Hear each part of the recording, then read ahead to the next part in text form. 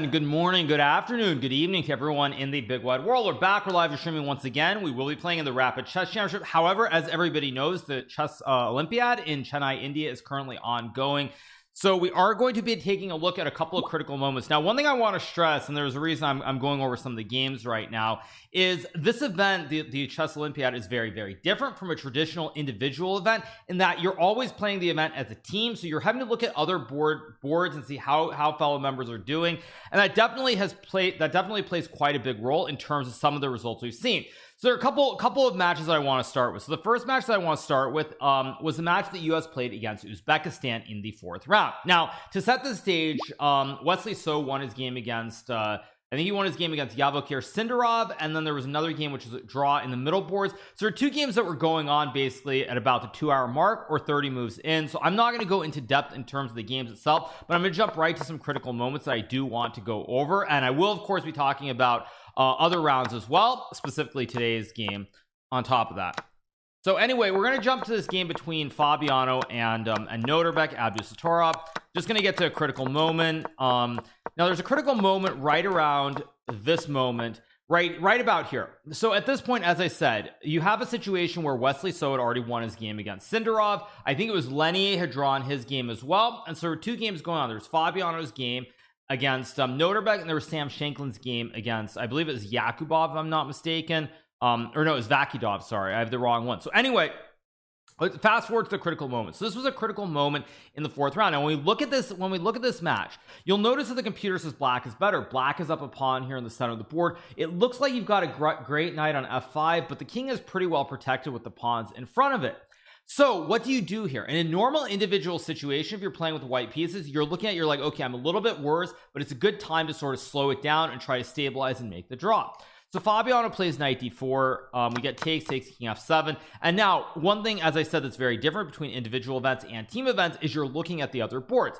So very quickly, I'm not gonna go through this game at length, but around this moment that Fabiano reaches this position right here with the white pieces, you have Sam here in the other game with the black piece against Jahangir Vakidov. And what you have is you have this position where Vakidov is very clearly better. Black has double pawns on the f file. Additionally, you have a weak h pawn, and it's going to be an end game.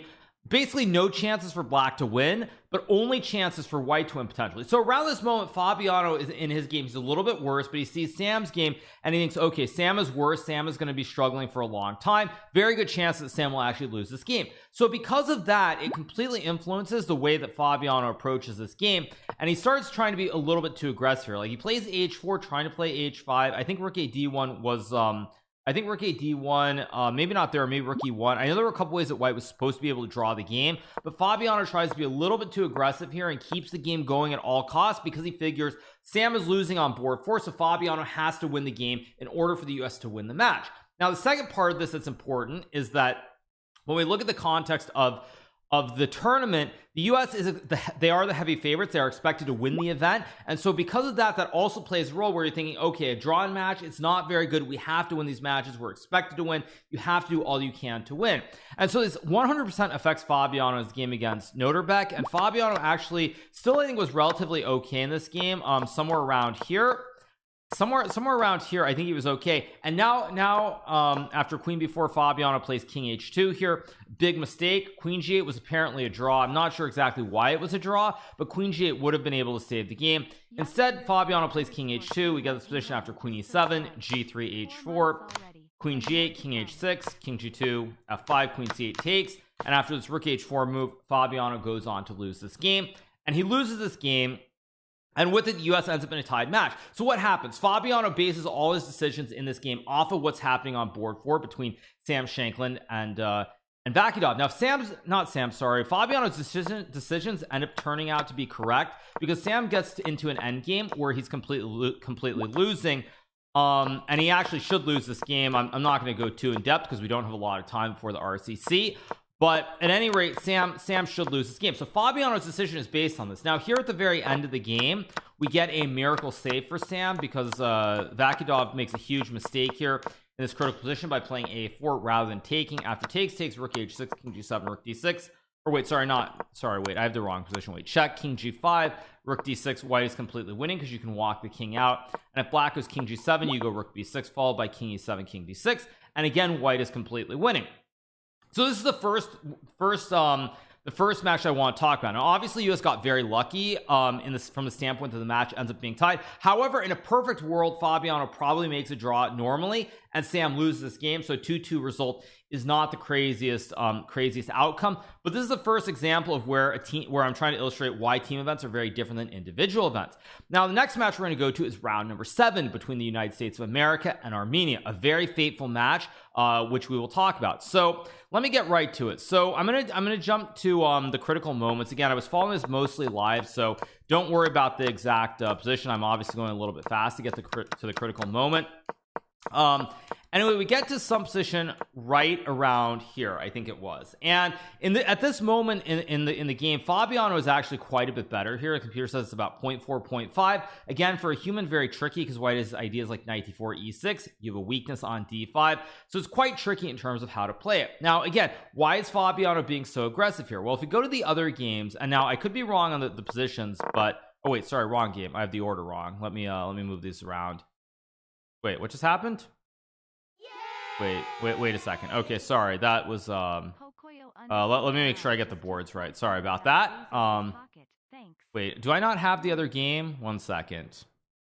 Maybe I don't have it. Just give me 1 second. Now obviously we're on a little bit of a delay here, so that does matter as well. Okay, this is the one that needs to reload.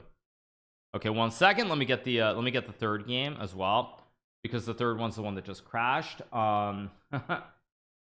Just 1 second. Let me find it. 723. I think this was the right one. Yeah, there we go. And let me put this in here. All right. So anyway, we are on a bit of a delay, obviously, you guys. So let me get to some critical moments. So all right. So the position I think was somewhere around here in this game. This game was somewhere around here. And so there are a couple things I want to talk about. So first things first. When they reach this position in the game, Fabiano is a little bit better, but it's not clear what's going on the other boards. For example, we have this position which I think was somewhere around here, where I think Fabiano assumed that Sam was marginally worse in his game, and then additionally this game, I think it was somewhere around here, looks very, very complicated. Now again, all these games are very much in the balance, but you have to make decisions based on what's happening. And Fabiano around this moment chooses to be a little bit crazy in terms of what he does. It's worth noting, by the way, that was it who was the other guy? I think Wesley had already Wesley had already won his game very early, so US was ahead in the match. So US was ahead in the match, but these games are very much up in the air, and Fabiano in his game tries to get a little bit too aggressive, and he ends up with a much worse position, and he's in a lot of trouble here after this move, queen a5, knight h4, and knight g6.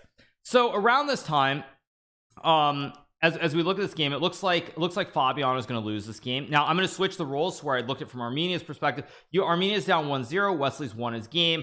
I think it's Wesley, or was it? Yeah, I think Wesley had won his game. So Armenia is down 1-0, but Sargsyan's looking very good on board too, which flips the roles to where I get to the other two games. Now we're going to go to this game somewhere around here. So we reach this position in this game, and in this game we have this very critical position right about here.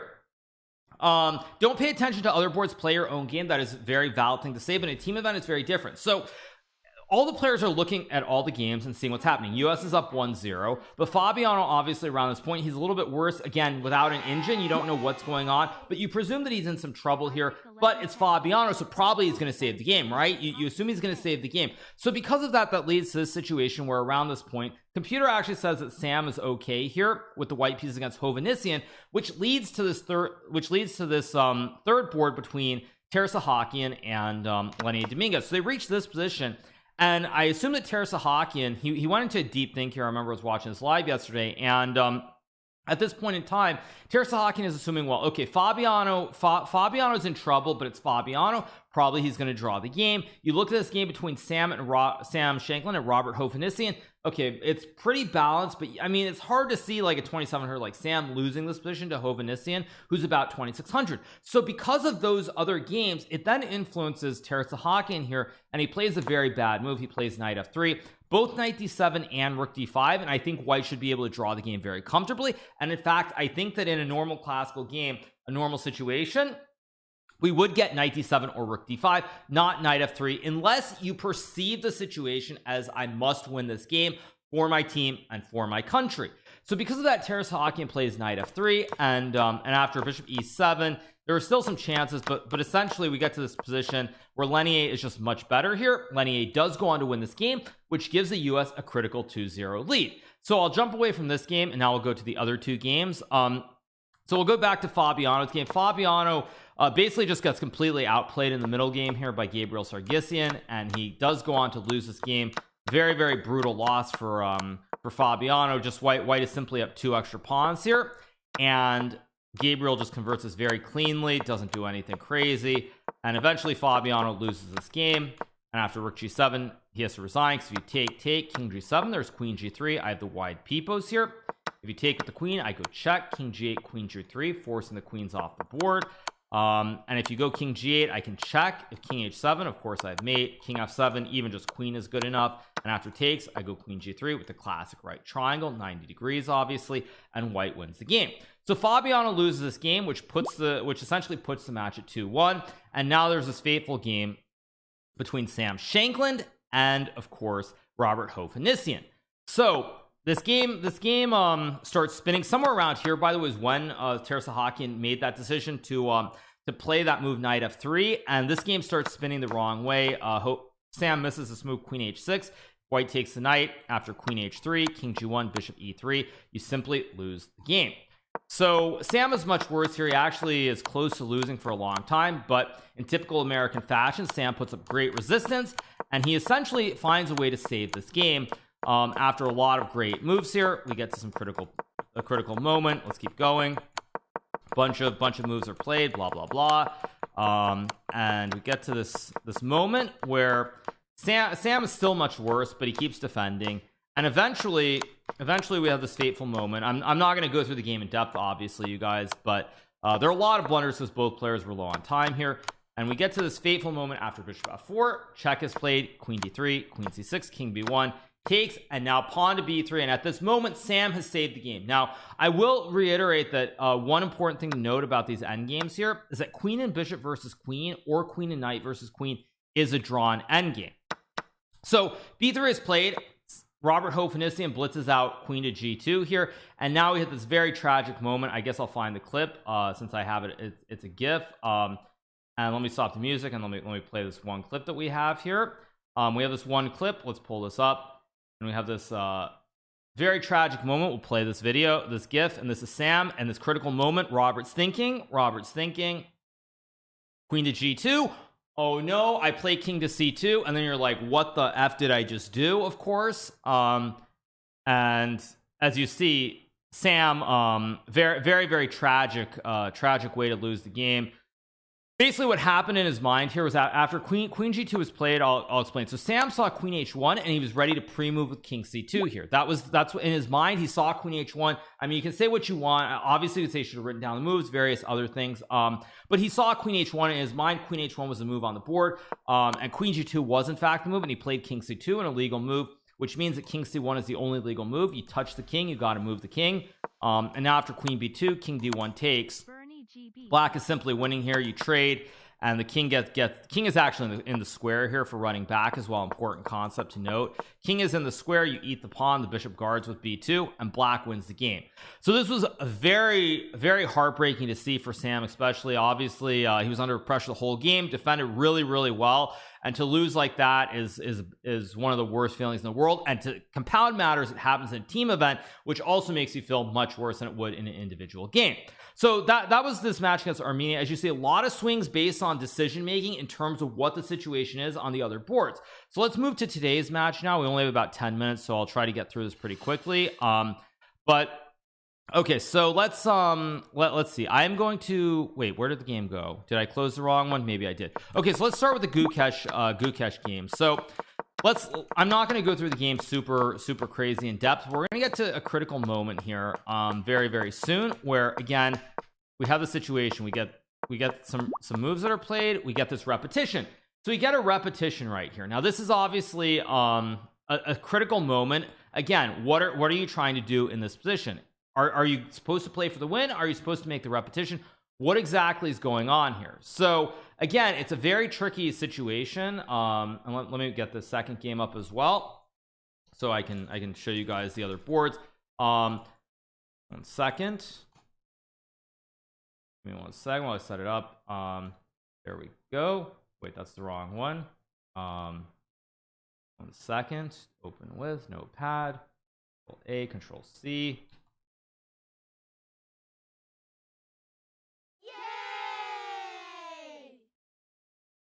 Okay, just took $5 out of so all right, so we have this critical moment. Let me move this over here. With this critical moment in the Fabiano game, right? So at this point in time, Fabiano has a choice to make. Does Fabiano make the repetition and make the draw, or not make the draw? What does he do here?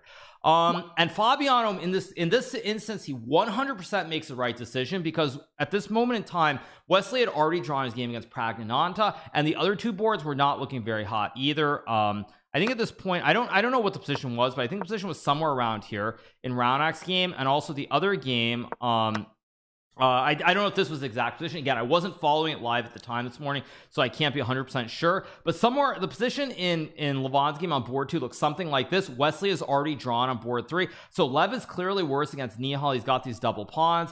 Now again, in this position, he probably can maybe save the game, but 0 chances for Levon to win this game, which means this is definitely going to be a draw. And meanwhile, on board 4, you have this position coming out of a Najdorf between Raunak Sadwani and Lenier Dominguez.